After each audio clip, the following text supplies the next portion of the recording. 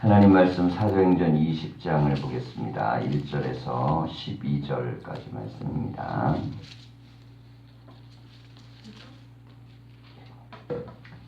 사도행전 20장 1절에서 12절 교독하겠습니다.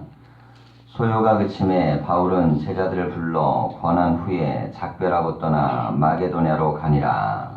그 지방으로 다녀가며 여러 말로 제자들에게 권하고 헬라에 이르러 거기 석 달 동안 있다가 배 타고 수리아로 가고자 할 그때에 유대인들이 자기를 해하려고 공모함으로 마게도냐를 거쳐 돌아가기로 작정하니 아시아까지 함께 가는 자는 베레아 사람 브로의 아들 소바더와 데살로니가 사람 아르스타고와 세군도와 더베 사람 가이오와 및 디모데와 아시아 사람 두기고와 드로비모라. 그들은 먼저 가서 드로아에서 우리를 기다리더라. 우리는 무교절 후에 빌립보에서 떠나 닷새만에 드로아에 있는 그들에게 가서 이레를 머무니라. 그 주간의 첫날에 우리가 떡을 떼려 하여 모였더니 바울이 이튿날 떠나고자 하여 그들에게 강론할세 말을 밤중까지 계속하매 우리가 모인 윗다락에 등불을 많이 켰는데 유도브라 하는 청년이 창에 걸터 앉아 있다가 깊이 졸더니 바울이 강론하기를 더 오래 하매 졸음을 이기지 못하여 3층에서 떨어지거늘 일으켜보니 죽었는지라. 바울이 내려가서 그 위에 엎드려 그 몸을 안고 말하되 떠들지 말라 생명이 그에게 있다 하고 올라가 떡을 떼어 먹고 오랫동안 곧 날이 새기까지 이야기하고 떠나니라. 사람들이 살아난 청년을 데리고 가서 죽지 않게 위로를 받았더라. 아멘. 인사하겠습니다. 말씀 안에 복된 하루가 되십시오. 예, 오늘 말씀은 바울이 마케도냐와 헬라를 전반적으로 다니면서 그 지역의 교회를 든든하게 하는 이야기를 또 다루고 있습니다. 자, 이제 바울은요, 교회를 세우면 이 세운 후에 그 지역에 있는 교회들을 다시 다니면서 언제나 그 교회를 든든히 세우는 역할을 했는데요. 오늘 말씀 속에 2절부터 보면 그 지방으로 다녀가며 여러 말로 제자들을 권하고 헬라에 이르러 거기 석 달 동안 있다가 자 이렇게 이 바울이 있는 기간을 갖다가 좀 많이 기록하는데요. 이게 이제 누가가 기록할 때 어느 지역에서는 한 1년 6개월 있었고 어느 지역은 한 2년 있었고 뭐 어느 지역은 3개월 있었고 이렇게 이제 기록을 합니다. 자 이제 이 기간이라는 것은 기본적으로 이 짧은 시간 안에 사역을 감당해야 되는 목들이 있겠죠. 그럼 뭐 말씀도 전하고 또 병자도 고치고 여러 가지를 또 해야 되는데요. 이 기간 동안 있으면서 있었던 이제 에피소드를 기록하는 겁니다. 자, 배 타고 수리아로 가고자 할 때 유대인들이 자기를 해하려고 공모함으로 그랬습니다. 자, 바울은 가는 곳마다 또 바울을 해하려는 자들이 항상 일어났어요. 자, 이렇게 되자 아시아까지 함께 가는 자는 베레아 사람 브로의 아들 소바더와 데살로니가 사람 아리스타고와 세군도와 더베 사람 가이오와 및 디모데와 아시아 사람 두기고와 브로미모라 그랬습니다. 자, 이 이제 낯선 이름들인데요. 오늘 이 20장에서 중요한 건 이제 4절입니다. 이 바울이 이제 환난과 핍박을 많이 당해도 그래도 교회 안에는 이제 지도자들이 세워지는 거예요. 자, 처음에는 이제 바울 홀로 이 생명을 건 사역을 감당합니다. 자, 그런데 그가 어떤 위기 속에서도 굴하지 않고 생명을 걸고 사역을 하니까 이 환난이 또 닥쳐도 이것을 함께 감당할 만한 사람들이 생기기 시작해요. 근데 여기에서는 여러 지역 사람들이 이제 바울을 따르기 시작합니다. 자, 여기 지역에 있는 사람들은 바울처럼 목숨을 내놓을 수 있는 그런 사명감이 있는 사람들입니다. 자, 이게 달라진 게 무엇이냐면 처음에 사역을 했을 때는 중요한 건 그 지역에서 무엇을 선포했느냐가 중요했어요. 근데 시간이 지나서 다시 갔을 때는 그 지역에 어떤 사람이 세워졌느냐가 중요합니다. 자, 어떤 위기든 간에 이 위기는요, 사람으로 극복하는 겁니다. 하나님은 항상 그래서 사람을 세우시는데 이 사람은 훈련되어진 사람이 결국 세상을 이겨요. 자, 이제 세상의 변화, 요즘 이제 우리 가운데 있는 굉장히 큰 세상에 대한 변화의 물결을 뭐 제4의 물결 이렇게 이제 부르죠. 근데 이제 이 제4의 물결 혹은 혁명 뭐 이렇게 불러지는 이 칭호 용어는 앞으로 한 20년, 30년 후에는 우리가 기본적으로 갖고 있는 모든 삶의 일자리들이 완전히 이제 변화되고 그리고 세상 자체가 완전히 바뀌어버리는 그런 이제 세상이 옵니다. 지금 잘 나가던 모든 것들이 하루아침에 몰락하고 지금 잘하는 모든 것들이 완전히 변형되는 그런 사회가 이제 도래하게 돼 있어요. 근데 이건 눈앞에 있는 것이기 때문에 반드시 이제 오는 겁니다. 우리가 이제 예전에는 이제 여상이 있었을 때는 거기서 주판 가리켰거든요. 근데 이 컴퓨터가 나오면서부터 이 주판이 사라져 버렸습니다. 그때 뭐 우리가 주판 가지고 전 세계에 나가면 전자계생기보다 주판이 더 빠르다. 막 되게 자랑스러워했어요. 그래서 야 우리 한국 사람들은 정말 이런 걸 뭐 머리도 좋다, 대단하다. 근데 그게 아무 의미가 없는 세상이 돼버린 겁니다. 왜냐면 어려서부터 가르쳤거든요. 초등학교 때부터 주판 학원이 있었어요. 자 그런데 이제 의미가 없죠. 자 마찬가지입니다. 컴퓨터 학원 한동안 엄청나게 많았습니다. 근데 이제는 의미가 없어요. 왜냐하면 누구나 쉽게 작동할 수 있는 시스템이 보편화돼 버렸습니다. 자 근데 이런 건 이제 아무것도 아니에요. 새로운 세상이 이제 도래하게 되면 이제 인공지능이라든지 뭐 사물 인터넷 이런 걸로 뭐 로봇에 대한 거 뭐 이런 것들이 이제 새롭게 등장을 하는데 자 세상은요 준비되어 있는 사람만 해결해 나갈 수 있습니다. 준비되어 있지 않으면 결국에는 새로운 세상이 도래됐을 때는 낙오자가 되고 말아요.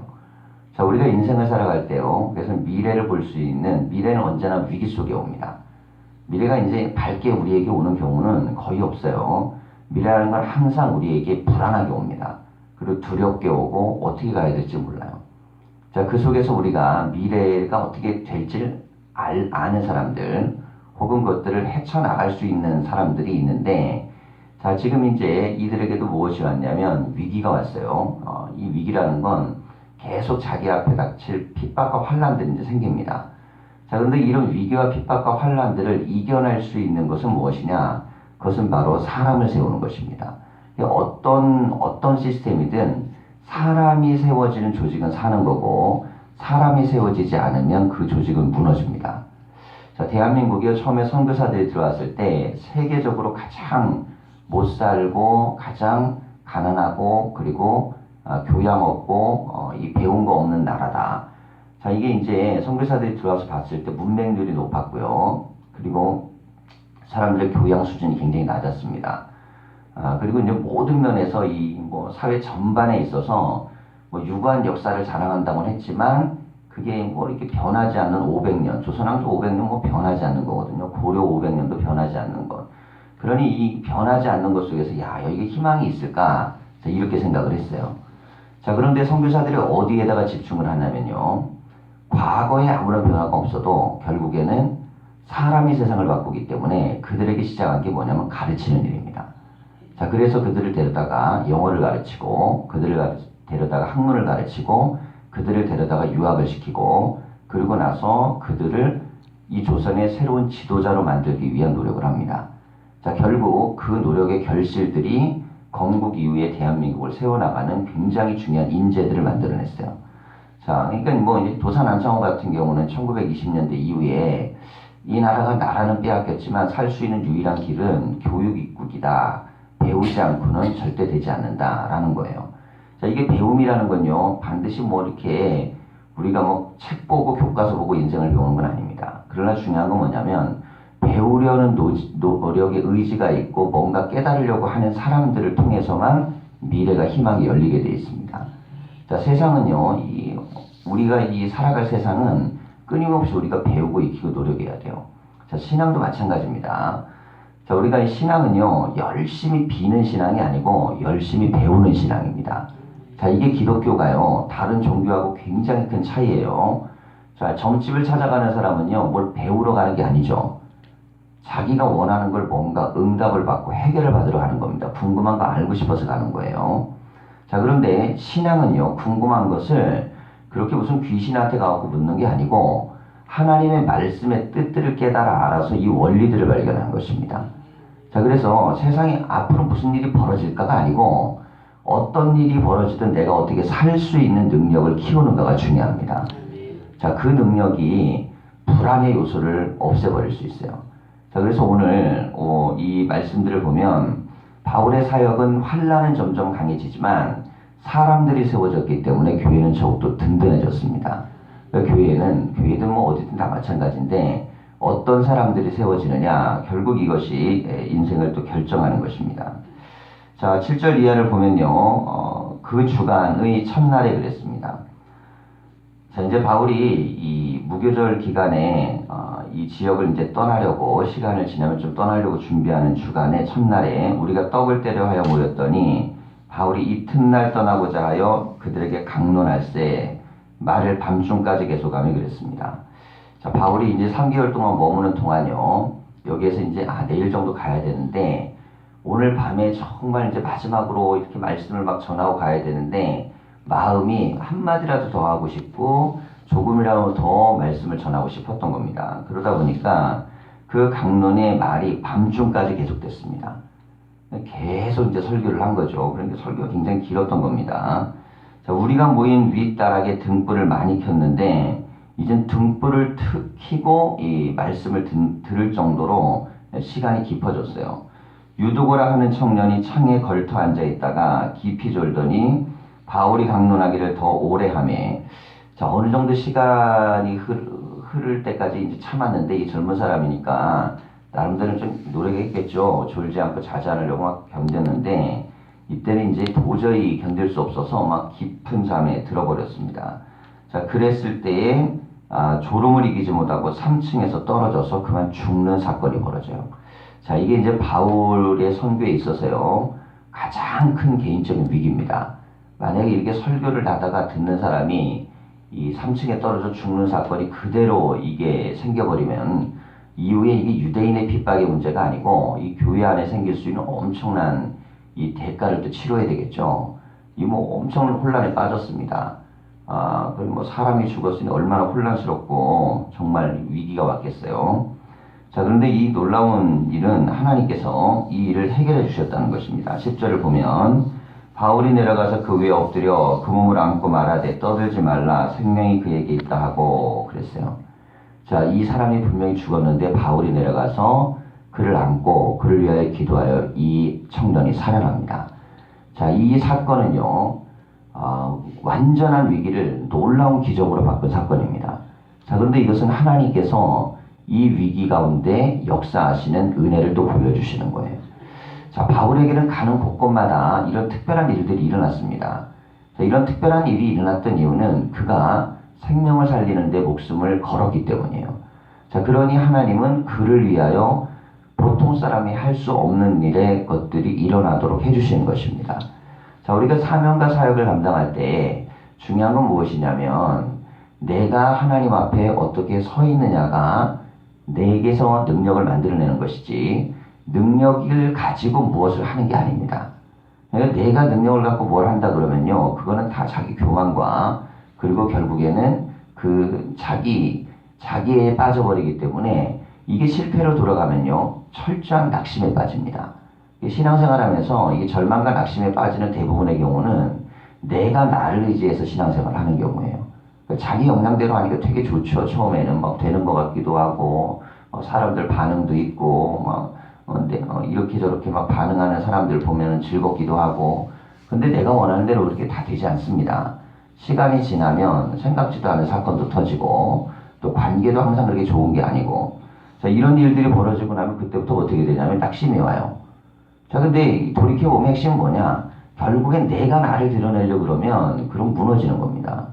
자, 신앙은 이 유혹에 빠지지 말아야 돼요. 내가 나를 드러내려는 유혹. 신앙은 어떻게 해야 되냐면 오직 예수 그리스도의 능력을 증거하기 위해서 모든 것들을 내가 쏟아야 됩니다. 자, 그런데 바울이 이 밤에 얼마나 말씀을 전하고 싶었으면 그 사람들이 뭐 유두고만 졸았겠어요? 뭐 이 사람만 졸았겠습니까? 그럼 많은 사람들이 힘들어했겠죠. 그런데도 깨어있는 한두 사람을 위해서라도 마지막까지 더 전하고 싶은 마음으로 막 생명을 다합니다. 자, 그런데 결국에는 사단이 나고 말았어요. 그러다가 사람이 죽고 만 겁니다. 자, 그러니까 열정을 가지고 했지만 결과가 나빠졌어요. 그런데 그런 건요, 하나님이 책임을 지신다는 겁니다.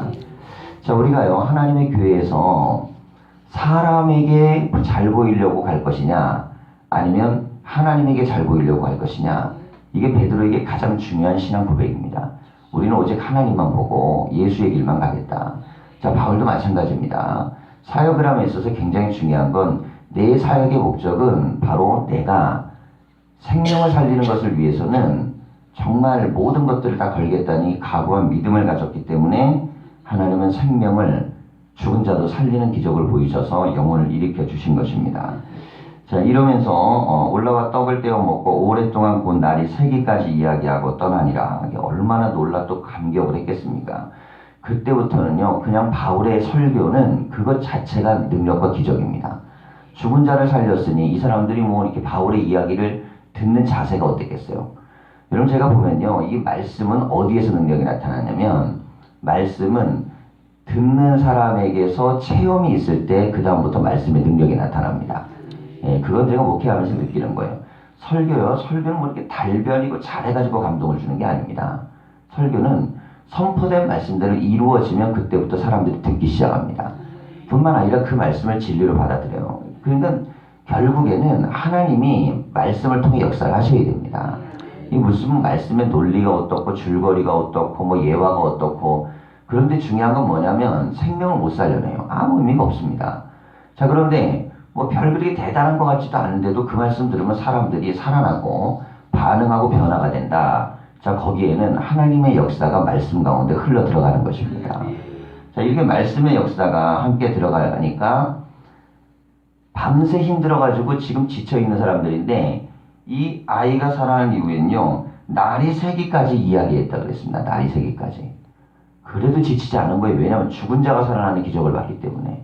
여러분, 교회는 어떻게 사느냐? 교회는 영혼을 살리는 기적, 문제가 해결되는 기적, 하나님의 역사가 나타난 기적을 볼 때에 그때부터 그들의 대화가 달라지고 말이 달라집니다. 그때 뭔 얘기를 하겠어요? 하나님이 우리에게 행하신 일을 얘기합니다. 자, 그러면서 사람들이 살아난 청년을 데리고 가서 적지 않게 위로를 받았더라 그랬어요. 참, 이 말씀을 보면 죽었을 때만 해도 얼마나 고통스러웠겠어요. 근데 이 죽은 아이가 살아났을 때 받은 위로는 평생에 자기가 경험했던 하나님의 은혜 중에 가장 큰 은혜가 됩니다. 자, 그런데 이걸 좀 생각해 보세요. 아예 떨어져서 죽지 않았어요. 그냥 멀쩡하게 설교만 들었어요. 자, 그거 가장 좋은 거 아닙니까? 그런데 죽었다가 살아나는 사람이 훨씬 잘 믿습니다. 신앙생활도요, 망가졌다가 일어난 사람이 훨씬 잘합니다.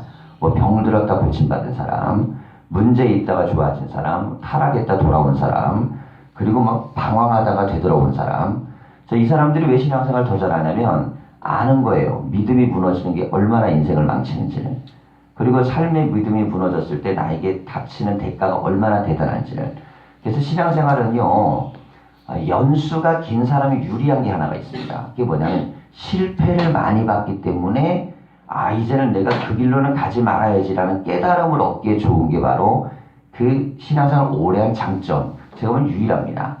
신앙생활을 오래 한 장점은 딱 하나밖에 없어요. 야, 저 길로 가면 안 되지. 저렇게 가면 안 되지. 이걸 깨달으면 그게 장점이에요. 근데 신앙생활을 오래 했는데 그걸 습득하지 못했으면 그 사람은 불행한 사람입니다. 신앙은요, 연수를 자랑할 게 아니에요.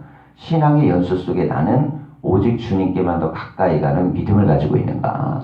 자, 죽은 자가 지금 살아나는 기적을 보고 위로를 받았다는 것은 문제 속에 살아계신 하나님을 만나야 사람은요, 그때부터 문제마다 하나님을 의지합니다. 그리고 그 의지하는 하나님을 또 체험할 때 그 믿음은 자꾸 자라는 거예요. 오늘 우리가 하나님 앞에 나왔는데 이런 삶의 문제를요, 하나님께 내어 맡기고 하나님을 의지하고 그리고 주를 위하여 나아갈 때 주님은 우리의 길을 또 여실 것입니다. 믿음으로 또 복된 하루가 되시기를 간절히 축원합니다. 기도하겠습니다.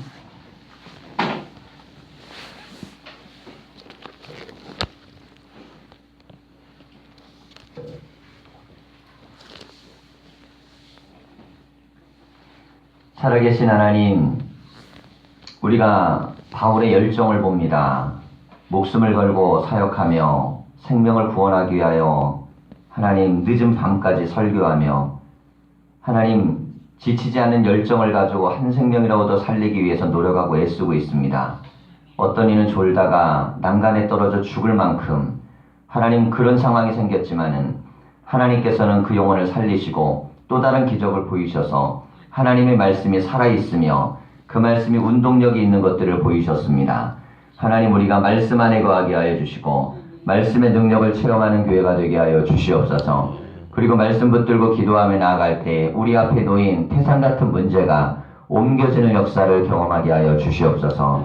믿음을 붙들고 기도하게 하여 주시고 갈망하며 나아가게 하여 주시고 하나님이 우리에게 길을 여실 때 우리는 영혼을 살리고 구원하며 하나님 나라를 확장하는 믿음의 삶을 살아가게 하여 주시옵소서. 하나님 오늘 하루도 우리가 전도자의 삶을 살게 하여 주시고 예수 그리스도의 복음을 증거하는 믿음의 삶을 살게 하여 주시고 생명을 구원하는 일을 하게 하셔서 우리의 삶의 미래가 하나님께서 세우신 거룩한 일꾼들로 하나님 세워지고 열려지는 역사가 일어나게 하여 주시옵소서. 감사를 드리며 예수님의 이름으로 기도하였습니다. 아멘.